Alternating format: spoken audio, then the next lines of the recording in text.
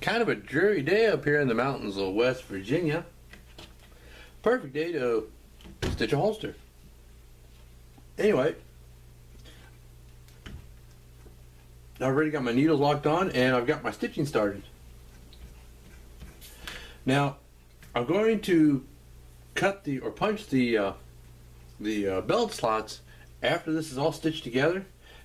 Basically because I don't want to come apart while I'm working on it.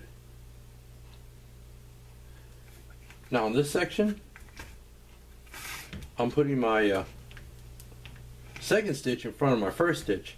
And the way I'm going to stitch it is I'm going to start back here, run my stitch line all the way up around here, around there, and then end it here and do my back stitching there. I do it that way because as far as I'm concerned, this part will have the least amount of stress on it. And when I do my stitching, I like to end my stitch where there's the least amount of stress, because I know that this part here is going to get a lot of stress from the gun going in and out. So I want that one continuous thread. How much thread do I use?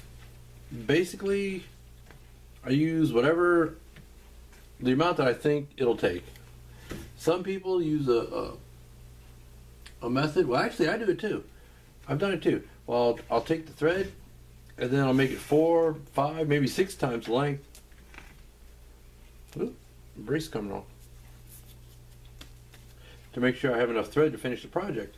But on this one, or other type of holsters or knife sheaths that I do often, I can usually eyeball the right amount. And I'd rather have a little bit too much than not enough. I don't like splicing, even though splicing is good and strong if done right. And often you can't tell where the splice has been, but I'd rather not have to do that. In fact, I've come up short before, but it wasn't my fault. It was all the thread I had left of a certain color, and it's like, you know, that might just make it, but it was like just a couple stitches short. So I set that aside.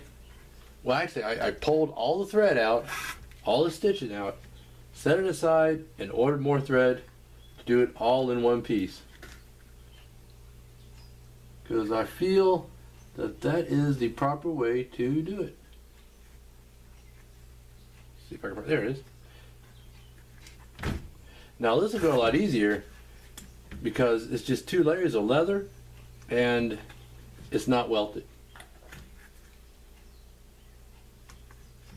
And when it's just 2 layers of leather, then the fibers will push apart easier than if it's welted, obviously, because if it's welted, you got a lot more leather you're trying to push through.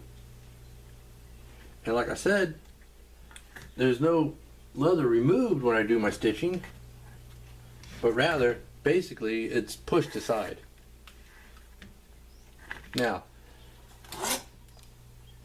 something like stitching this, that was a chore. But you know, I think it looks good. Because basically that's a lot of leather there. It's 7 ounce, 5, let's see, it's 7 ounce on the outside, 5 ounce just inside of that, a 9 ounce welt, and then 5 and then 7 again on the other side. So that was a lot of leather to push through. But I'm going to keep on stitching on this. In fact, let me show you something real quick here. Because of the angle of the stitch holes, as I'm stitching away from me, I put the second one in front of the first one. But when I go stitching back toward me, I put the second one behind the first one, because basically it's the same kind of stitch except backwards. So I'm going to keep stitching and we'll come back. Got stitching done, and I shoved the little gun dummy in there, and I got the knife in there, and basically you can see how this is going to go. Now I am so tempted to take this and soak it with some hot water and go ahead and mold it, but I got to cut these belt slots first. But you know, I got all stitched up and I just shoved those in just to get a quick look at it.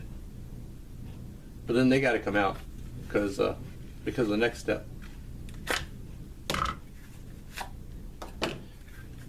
And that's going to be to cut these belt slots. The way I do that is I use a punch to cut the ends, and then I use a chisel to cut out between the punches. Clean it up with some sandpaper, maybe a little knife, whatever it takes.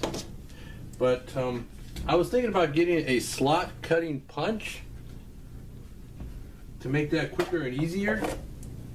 But the way I do it, I have a lot of freedom to make the punches any size I want.